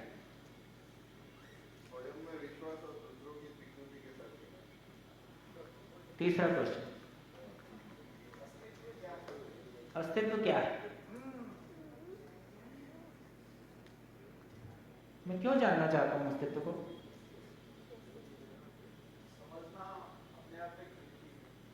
हाँ, मैं क्यों, तृप्ति है। मैं तृप्ति क्यों चाहता हूँ, समझना क्यों चाहता हूँ।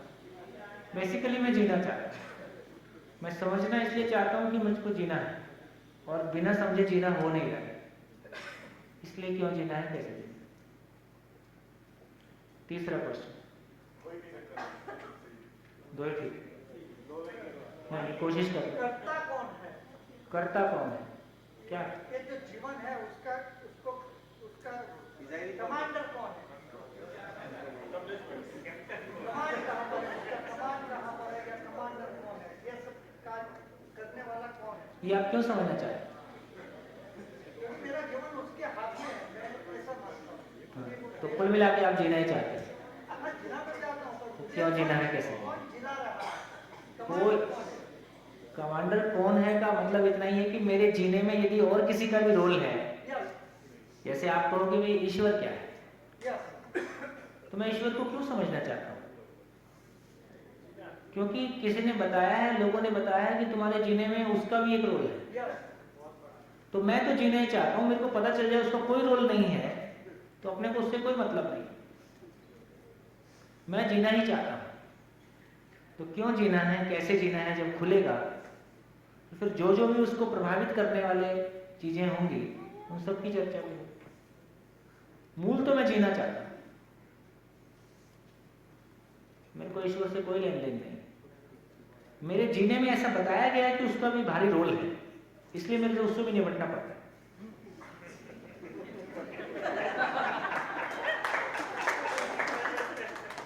निपटना नहीं, उसको मानना पड़ता है। हाँ जी, तीसरा क्वेश्चन।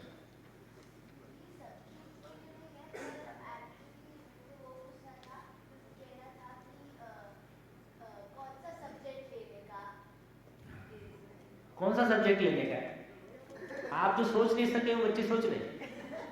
आपने ऐसा क्वेश्चन नहीं पूछा। कौन सा वो आप कौन सी क्लास में हैं?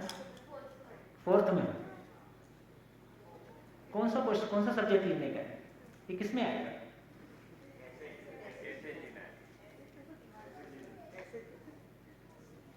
तुमको क्या लगता है, तुम सब्जेक्ट क्यों लेना चाहते हो। कंपल्सरी।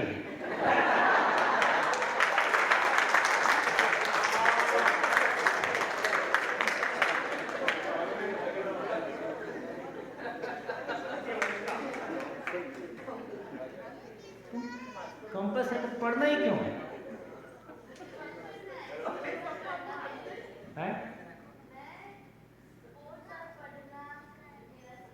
माइक लो, माइक। मुझे सबसे ज्यादा पढ़ना और खेलना है। चलो ठीक है, खेलना क्यों है? माइक। बहुत अच्छा लगता है अच्छा लगता खेलना। है, एक बात होगी। और पढ़ना क्यों है? तो सब गेम्स में माइंड थोड़ा सा लगाना ही पड़ता है, मैथ्स लगाना पड़ता है, साइंस लगाना पड़ता है, गेम्स में भी खेलते वक्त, इसीलिए। तो गेम्स के लिए पढ़ रही है, नहीं, तो सेलेक्ट नहीं है मेरे लिए गेम्स के लिए, पर मुझे खेलना है। अच्छा लगता है ये ना, बात से खेलती वो तो मैंने मान लिया। पढ़ना क्यों? क्योंकि स्पोर्ट्स में चाहिए वो। स्कूल ही क्यों जाना?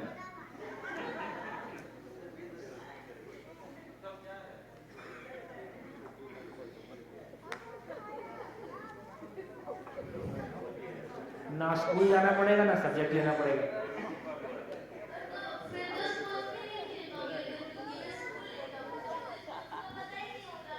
स्पोर्ट्स तो अलग से भी ज्वाइन कर सकते अरे पर अगर मैं स्कूल में नहीं जाऊंगी तो मतलब स्पोर्ट्स का पता ही कैसे होगा। हैं। नहीं, वो तो शहर में बहुत सारे स्पोर्ट्स सेंटर रहते हैं, वहाँ जाके पैसा देके खेल सकते हैं। पढ़ना क्यों है? मन से पढ़ रही है ना, मन से पढ़ रही हो, तो मन से पढ़ रही हो तो आप समस्या दूसरी खड़ी है कि सब्जेक्ट कौन सा लेना है। तो जो सब्जेक्ट में तुम्हारा मन लगे वो ले लेना।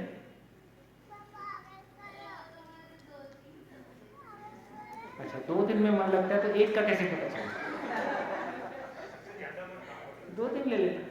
2 3 लाभ नहीं होता है, अभी खाली अभी एक नया कंसेप्ट आ रहा है, 1 2 सब्जेक्ट का मिक्सचर बन रहा है, तो वैसे मैं कलर काउंसलिंग की क्लासेस में गई थी, मेरी मम्मी मुझे लेके गई थी, क्योंकि हम लोग शिफ्टी पे उनके स्कूल में गए थे, क्लासेस थे तो मैंने देखा बोला कि ये एक नया कॉन्सेप्ट है, 2 3 जैसे पता नहीं। तो देखिए, अब ये समझ में आ गया कि कैसे एजुकेशन सिस्टम के अपने कॉम्प्लिकेशन की वजह से बच्चों की जिंदगी में कॉम्प्लिकेशन आता है ना। तो एक बात तो तय हो गया कि देखिए, क्लास 4th का बच्चा करियर काउंसलिंग को समझ रहा है।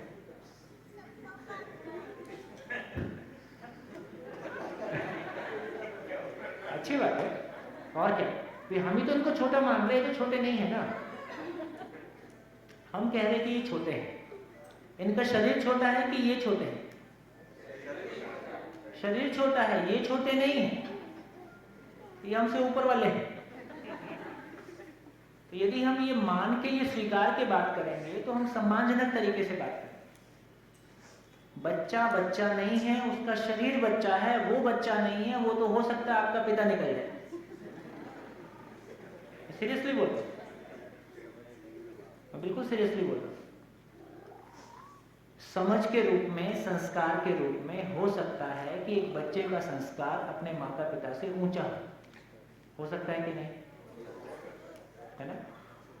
तो हमको लगता है, मतलब इसका मतलब है कि बहुत बड़ी कंडीशनिंग है कि हम बच्चे को बच्चा मान के बात कर रहे हैं, उसको छोटा मान के बात कर रहे हैं। तो बच्चों को छोटा मान के बात करें कि अपने बराबर मान के बात करें। यदि हमको ये समझ बनेगी तो हो सकता है बहुत सारा और हैंडलिंग का तरीका बदल जाएगा, हैंडलिंग की भाषा बदल जाएगी, भाव बदल जाएगा। बढ़िया हो गया। तीसरा क्वेश्चन,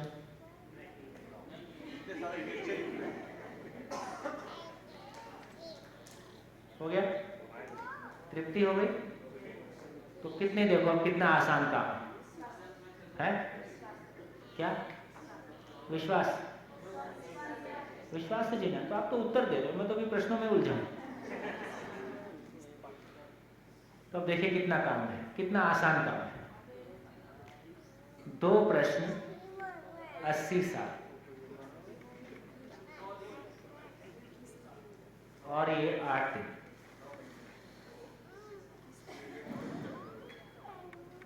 अब क्या हो गया, अब कैनवस को परिभाषित कर सकते हैं, डिफाइन कर सकते हैं। क्या डिफाइन करें? जिनके पास ये 2 प्रश्न है, जिनके पास ये 2 प्रश्न है, ये जो जिज्ञासा है, उनका नाम विद्यार्थी है। तो स्टूडेंट की डेफिनेशन मिल गई। स्टूडेंट कौन है?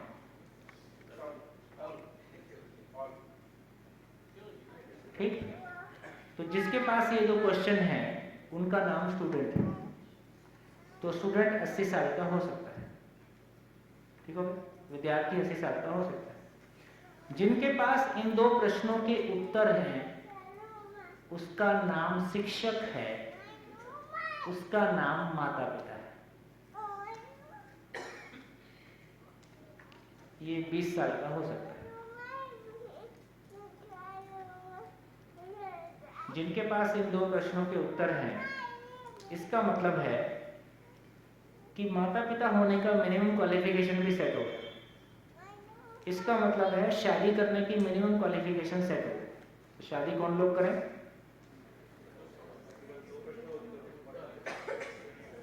हाँ?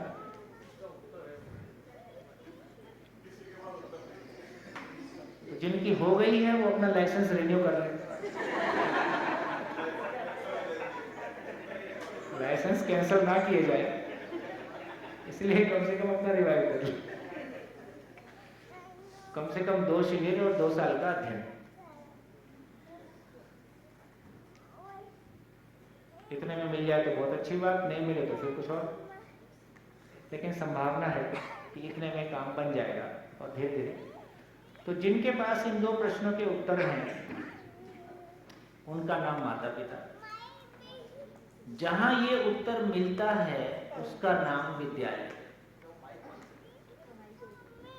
जहां ये उत्तर मिलता है उसका नाम विद्यालय, और विद्यालय को घर हो जाने की आवश्यकता है, घर को विद्यालय हो जाने की आवश्यकता है। ये एक इंपॉर्टेंट बात है। क्या मतलब?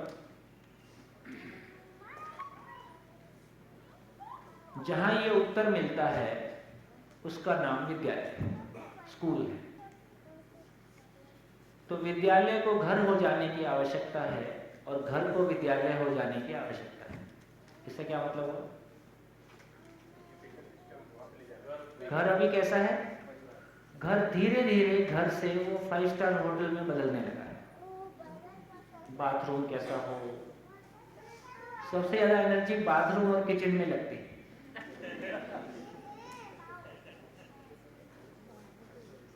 आप देख लीजिए,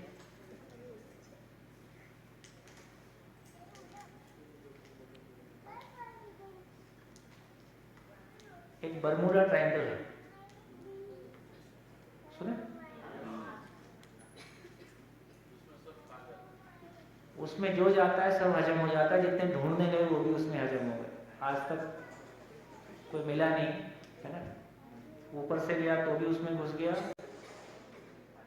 पानी से गया तो भी घुस गया।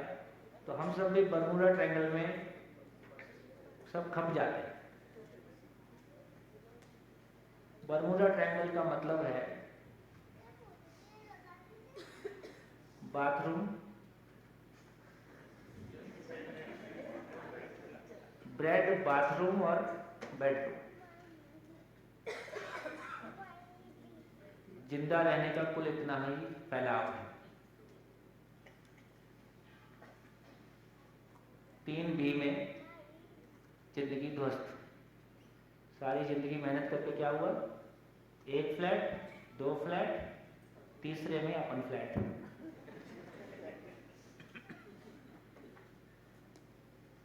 तो घर जो है वो शरीर वाले भाग के लिए ज्यादा है और धीरे धीरे वो एक लग्जरी के नाम पे यात्रा कहीं और निकल गई। हम कुछ मित्रों ने प्रयोग किया, बोर्ड लगा के शिविर होता है, तो ये वो भी चलो प्रयोग करते हैं। घर में 6 चार्ट का एक व्हाइट बोर्ड लगा,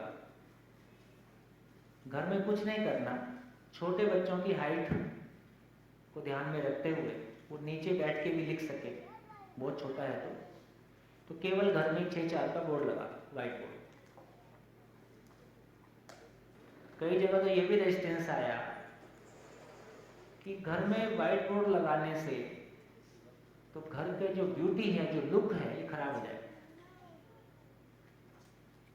एलसीडी का साइज मैक्सिमम जितना हो सकता है वो तो चलेगा, पर बोर्ड लगाना तो सम्मानजनक नहीं है। ड्राइंग रूम में बोर्ड लगा दें यार, तो कोई अच्छी बात नहीं। लोग क्या बोले? तो हमारा घर अपने हमारे लिए हमारा घर हमारे लिए है कि दूसरों के लिए शोरूम है?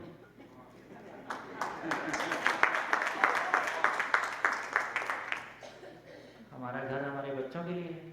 वो दीवारें काली करें पीली करें, तो दीवारें काली पीली करने में थोड़ा सा खराब लगता है तो बोर्ड लगाओ, और 3 फीट की पट्टी बोर्ड ही चला लो।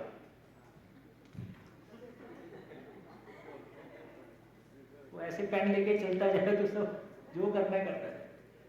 इतना चेंज आया है घरों में केवल बोर्ड लगाने भर से, उनका एजुकेशन के प्रति, समझने के प्रति अपना, क्योंकि छोटी उम्र में सारे बच्चे टीचर ही बनना चाहते हैं। एक गजब की बात, अधिकांश। तुम तो क्या उम्र से पहले ही और बड़ी हो गई। लेकिन नॉर्मल जो झुकाव है, जब कोई पढ़ा रहा होता है और लोग सुन रहे होते हैं, तो जीवन में भी ये स्वीकृति है कि आदमी श्रेष्ठता चाहता है। शिविर में भी बच्चे आते हैं, छोटे बच्चे, वो प्रबोधक को अलग से पहचानते हैं क्योंकि ये बोलता है और बाकी लोग सुनते हैं, इसका मतलब, तो वो उसको अलग रिस्पेक्ट देता है। एक 2.5 साल का बच्चा भी, 3 साल का बच्चा भी शिक्षक को अलग रिस्पेक्ट देता है। आपने भी अपने घरों में देखा होगा कि आप कितने ही क्वालिफाइड सही, लेकिन जब बच्चा आपका छोटा था तो पढ़ने लिखने के मामले में वो माँ बाप से ज्यादा टीचर को मानता है। मेरी टीचर बोली, अब कुछ नहीं हो सकता। ये कैसे हो गया? मेरे खुद के बच्चे के साथ हुआ। वो कुछ करके आ गया, उसकी कॉपी मैंने खोल के देखी, स्पेलिंग गलत थी। मैं सोचा मैं ठीक कर देता हूँ। नाराज हो गया, हाथ नहीं लगाना मेरी कॉपी। बोले बेटा स्पेलिंग गलत है। नहीं नहीं, मेरी टीचर लिखी है। अब कैसे बताऊं तुम्हारी स्पेलिंग गलत है? अब मेरे को भी समझ में नहीं आया। तो डिक्शनरी का आइडिया आया कि डिक्शनरी खोल के दिखाता हूँ। मैं देखो तुम्हारी टीचर भी इससे पढ़ती है, मैं भी इससे पढ़ता हूँ। अब देखो मेरी वाली स्पेलिंग ठीक है कि तुम्हारी वाली? उसको पहली बार समझ में आया कि पापा भी थोड़ा बहुत पढ़ा लिखा है।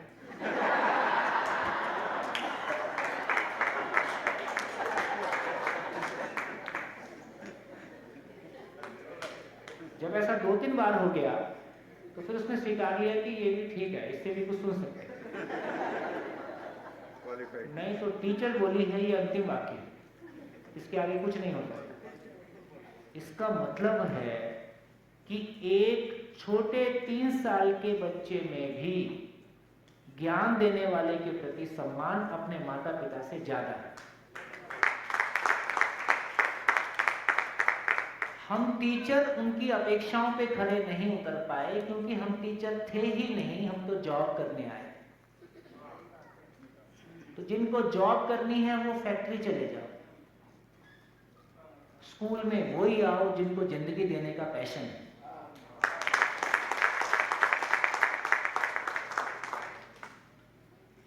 तो विद्यालय धंधा करने की जगह नहीं है। कोई भी एक्टिविटी सस्टेनेबल हो, यहां तक कोई दिक्कत नहीं है, लेकिन वो प्रॉफिट मेकिंग वेंचर नहीं है। विद्यालय कहीं से भी कमाओ, जैसे हम कहीं से भी कमाते हैं, खर्च कहां कर देते हैं? बच्चों पे। उसी तरह से सारे बच्चे किसके बच्चे हो गए? समाज के बच्चे हो गए। तो समाज कहीं से भी कमाए, गौशाला से कमाए, फैक्ट्री से कमाए, सेवा से कमाए, कहीं और चीज से कमाए, हम सब मिलके कहाँ खर्च करेंगे? बच्चों पे खर्च करेंगे।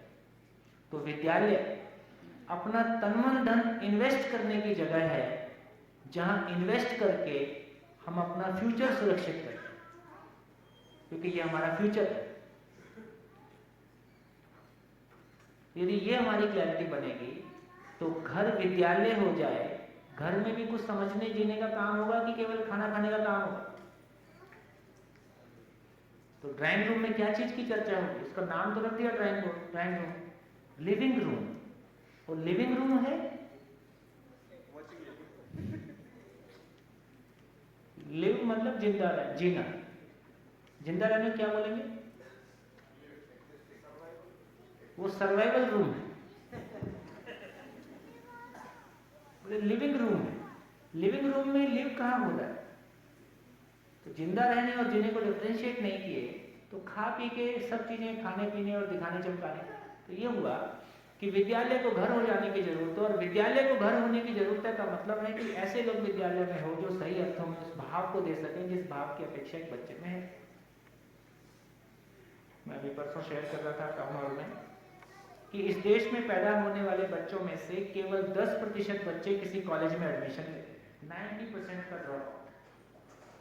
70 साल बाद देश की आजादी के, देश की आजादी के 70 साल बाद हमारा हायर एजुकेशन का लगभग पैदा होने वाले बच्चों में से 10-12% बच्चे किसी कॉलेज में एडमिशन लेते हैं, और इन कॉलेजेस में से 70% केवल दुकान है, उसमें कोई एजुकेशन वैसे भी नहीं।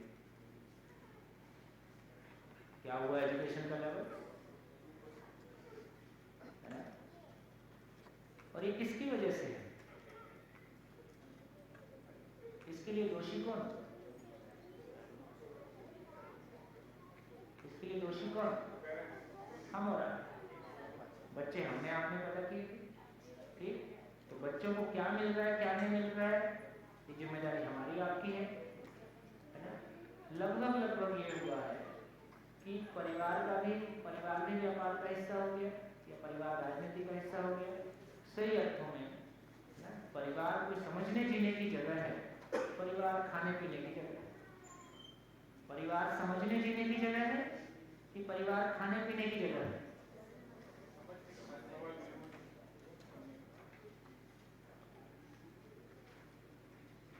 बढ़िया, बात ठीक लग रही? आपको खराब तो नहीं लग रहा? तो यदि ये अंतर जाएगा तो पहली बार ये समझ में आया कि नहीं यार, है ना, विद्यालय कैसा हो और सभी को ये आंसर मिल जाए, इसका नाम समाज और व्यवस्था। कुल इतना काम है, सभी को इसका उत्तर मिल जाए, ये किसका काम है? ये किसका काम है? ये समाज और व्यवस्था का काम है। देखिए गुजरात में तो फिर भी सामाजिक एक्टिविटी के रूप में बहुत सारे सेवा के प्रकल्प चलते हैं। मैं दिल्ली से बिलोंग करता हूँ और वेस्टर्न यूपी, दिल्ली के पास में गाजियाबाद जिला है, और ऐसे तो पिछले 25 साल से रायपुर में रहता हूँ, छत्तीसगढ़ में रहता हूँ। लेकिन लगभग समाज और समाज की एक्टिविटी ऐसा कुछ बचा नहीं। सबके पास एक ही काम है, पैसा कमाओ, भोग करो, और फिर कोई और इंटरेस्ट आ गया तो राजनीति में जाओ। तो सही मायने में जिसको समाज की कोई एक्टिविटी बोले तो समाज की अपनी कोई एक्टिविटी है नहीं।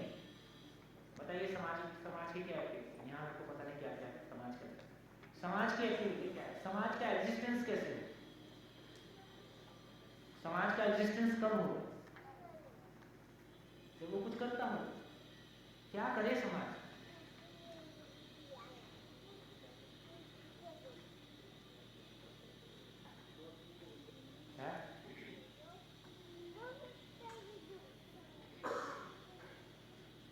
क्या काम है समाज का?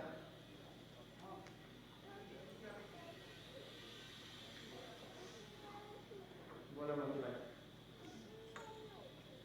समाज का काम क्या है? अभी तो सरकार ने समाज का सारा काम ले लिया, बस आप पैदावार कर दो, बाकी को देख लेगी सरकार। पैदा होने से लेके वो क्या है, सारी योजनाएं देखोगे तो जो बेसिकली सामाजिक काम थे, वो वृद्धाश्रम, वृद्ध लोगों को यात्रा कराने का काम भी सरकार का है, और नैपकिन देने से लेके, और साइकिल देने से लेके, और कॉपी बुक देने से लेके, और हॉस्पिटल से लेके, और आंगनबाड़ी से लेके। तो पैदा होने से लेके आंगनबाड़ी शुरू हो गई, और वहां से लेके मरने तक सब सरकार का काम। ये सरकार का काम था कि ये समाज का काम? तो समाज का काम, सरकार का काम नहीं था। तो वोट बैंक के चक्कर में वो 2 रुपए किलो चावल से लेके, और फ्रिज और टीवी से लेके, और कहाँ जो पूरा बजट किस बात में खर्च होना चाहिए था? पूरा बजट हर परिवार कैसे शिकायत मुक्त, अभाव मुक्त होकर जी सकता है, तो बेसिकली हर परिवार कैसे उत्पादनशील हो सकता है, उधर बजट जाने की जरूरत थी। कि बजट चल गया, समाज का काम सरकार ने ले लिया, और समाज का काम, समाज क्या चीज हो गया? केवल जम के पैसा कमाओ और ड्राइंग रूम और घर, है ना, गाड़ियों के साइज और ये बढ़ाओ। और मेरा घर कैसा हो, जिसको देख के पड़ोसी बेहोश हो जाए। मेरी गाड़ी कैसी हो, है ना, गाड़ी को देख के ट्रैफिक जैम हो जाए।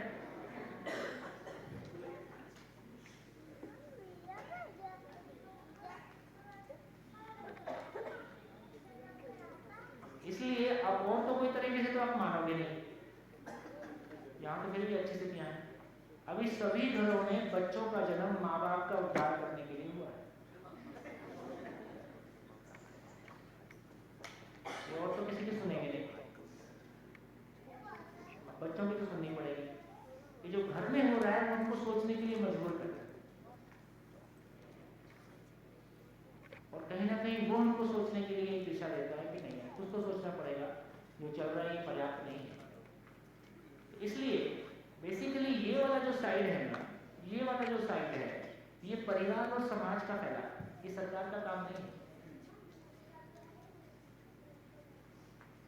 आचरण सरकार से थोड़ी अपेक्षा, सैलरीड लोग अपने आचरण से अपेक्षा नहीं करोगे ना। सैलरीड लोग पुल बनाएंगे, है ना, और जो करेंगे फिजिकल लेवल के काम।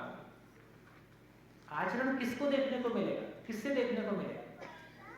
आचरण तो संबंध में मिलेगा ना। तो बेसिकली ये पूरी साइड देखा जाए तो ये समाज और परिवार का फैलाव।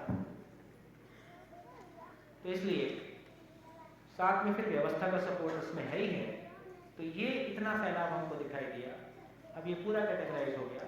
2 प्रश्न, विद्यार्थी परिभाषित हो गए, शिक्षक और माता पिता परिभाषित हो गए, विद्यालय और घर परिभाषित हो गया, समाज और व्यवस्था परिभाषित हो गया।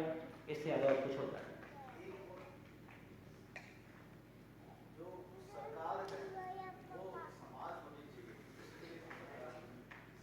मतलब सच्चाई तो यही है कि समाज ठीक से चले उसके लिए समाज कुछ पैसा इकट्ठा करता है, समाज के कुछ लोगों को जिम्मेदारी देता है कि तुम व्यवस्था को ठीक से चला दो। इतनी तो बात है। तो समाज ठीक से चले इस अर्थ में समाज ने तय किया कि कुछ लोग मिलकर इसकी व्यवस्थाओं को चलाएं। धीरे से वो जो कुछ लोग थे, है ना, समाज में कोई समझ नहीं है, तो जिन लोगों को हमने जॉब पे रखा, मान लो वो लोग होशियार था ही, उसके भीतर भी कोई विजन नहीं था, तो उसने समाज को अपनी दुकान जैसा यूज कर दिया। क्या बोला?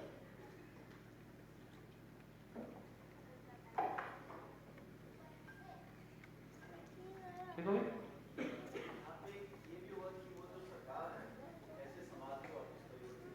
वो ऐसे ही होगी।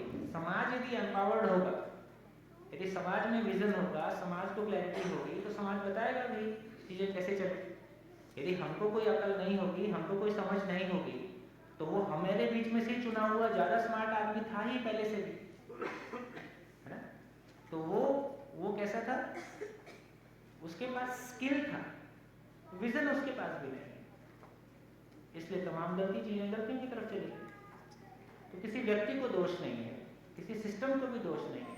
मूल बात यह है कि जीने की समझ नहीं है। और आखिर सरकार में हमारे घर के लोग बैठे हैं, मेरे पिताजी बैठे होंगे, मेरा कोई भाई बैठा होगा, तो कोई मंगल वैसे लोग तो नहीं आए। तो मूल बात यह है कि समाज ने जो काम समाज का था, जो काम परिवार का था, हम परिवार और समाज के लोगों ने अपना काम नहीं किया, इसलिए गलतियां परिवार में भी होती हुई दिखाई देती हैं। वही गलतियां बड़े लेवल पे समाज और व्यवस्था में होती हुई दिखाई देती है। तो अब किसी व्यक्ति के प्रति विरोध नहीं, जिसका जितना साइज है उतने में प्रभावशाली दिखाई देता है। एक समाज का अध्यक्ष है, पूरे समाज को प्रभावित करता है, तो अपने प्रभाव क्षेत्र की बात है। बढ़िया, क्या निष्कर्ष निकला?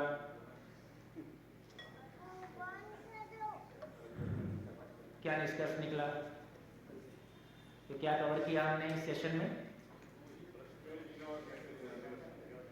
हाँ जी, परिवार से ही समझ पैदा होगी तो आगे सब ठीक सही रहेगा। देखिए, मेरे को लग रहा है कि 2 मिनट में बात पूरी कर लें, हम किसी सही जगह पे पहुंच गए हैं। अभी तक दुनिया की किसी भी व्यवस्था ने परिवार को व्यवस्था की इकाई के रूप में नहीं स्वीकार। या तो व्यक्ति को वोट देने का अधिकार है, या हिंदू राष्ट्र है, मुस्लिम राष्ट्र है, ठीक। तो या तो संप्रदाय के आधार पर राष्ट्र का गठन हुआ, या फिर वोट देने के आधार पर, या फिर राजा होता था पहले और राजा का धर्म सबका धर्म होता था, वगैरह वगैरह। लेकिन ये बात बहुत क्लियरली समझ में आती है कि जड़ संसार के गठन के मूल में, जड़ संसार का जो फंडामेंटल यूनिट है वो एटम है। जड़ संसार का, मटेरियल वर्ल्ड का जो फंडामेंटल एंटिटी है वो एटम है। पेड़ पौधे की और हमारे शरीर की जो रचना है उसकी जो फंडामेंटल यूनिट है वो सेल है। ये ठीक हो गया। और परिवार की जो फंडामेंटल यूनिट है वो मानव है। ये ठीक हो गया, यहां तक ठीक हो गया। समाज की जो फंडामेंटल यूनिट है वो परिवार। व्यवस्था की जो फंडामेंटल यूनिट है परिवार। और समाज और परिवार जब बात करते हैं तो दोनों की बेसिक इकाई, जो मूल इकाई है वो परिवार है। अब परिवार के प्रति हमारा विश्वास बनाने हैं। यदि परिवार एक नहीं हो सकता है, परिवार कोई एंटिटी नहीं, यूनिट नहीं हो सकती है, उस पर टी लिखा है, टी लंच के लिए।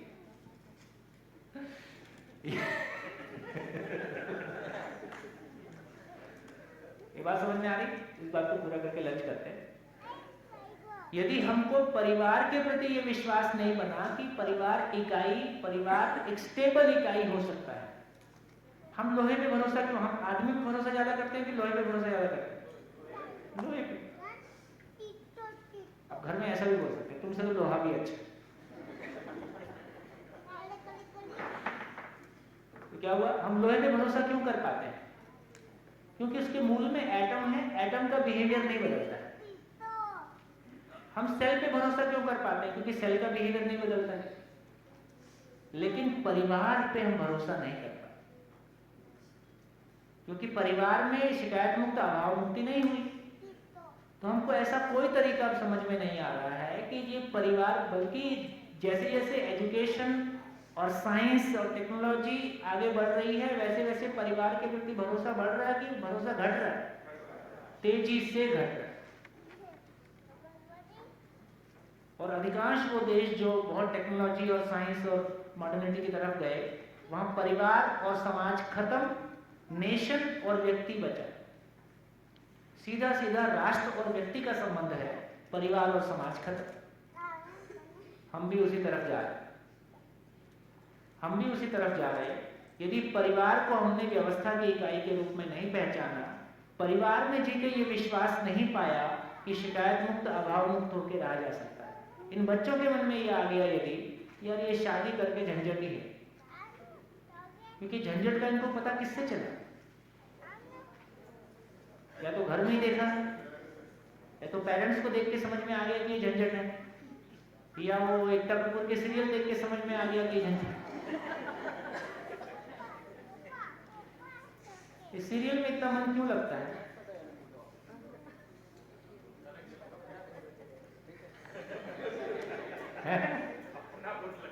अपना, बिल्कुल ठीक कह रहे हैं, अपनापन लगता है। जो मेरे घर में हो रहा है वही तो दिखा रहा है, और नए नए तरीके भी बता रहा है कि कैसे हैंडल किया जाए। वो ट्रेनिंग सेंटर है।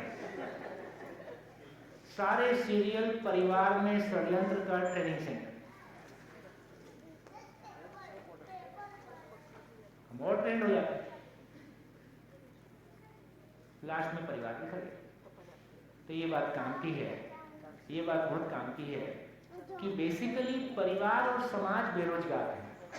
परिवार और समाज अभी किसका, व्यापार का हिस्सा है कि समाज का हिस्सा है? परिवार व्यापार का हिस्सा ज्यादा हो। हमने कमाने खाने का काम जम के किया, लेकिन जीने का काम ये छूटा हुआ है। तो जो छूटा हुआ है उसकी पीड़ा है, और इसके बिना जीना नहीं होगा। इसके बिना कितनी अच्छी कार हो, मन ठीक नहीं है तो क्या होगा? उसने बैठने वालों का झगड़ा हो जाए। कार अच्छी लगेगी, कितने अच्छा घर हो, यदि घर में शांति नहीं है लोगों में तो क्या घर को एंजॉय? तो फिजिकल चीजों को भी एंजॉय करने के लिए एक लेवल का हार्मनी लोगों में चाहिए, अपने खुद के मन में चाहिए। तो ये हमारी जरूरत है। है ना। धीरे धीरे देखते हैं हम कैसे इवॉल्व होंगे। तो मैंने लगभग एक कैनवस रख दिया। शिविर में बात करने का तरीका कैसा होगा, बेसिक एक बच्चा नेचर में जैसा है वो अपने आप में परफेक्ट है, जर्नी कुल इतनी है, इस जर्नी को ब्रेक के बाद पूरा करेंगे। आप सबको बहुत बहुत धन्यवाद। फिर मिलेंगे ब्रेक के बाद।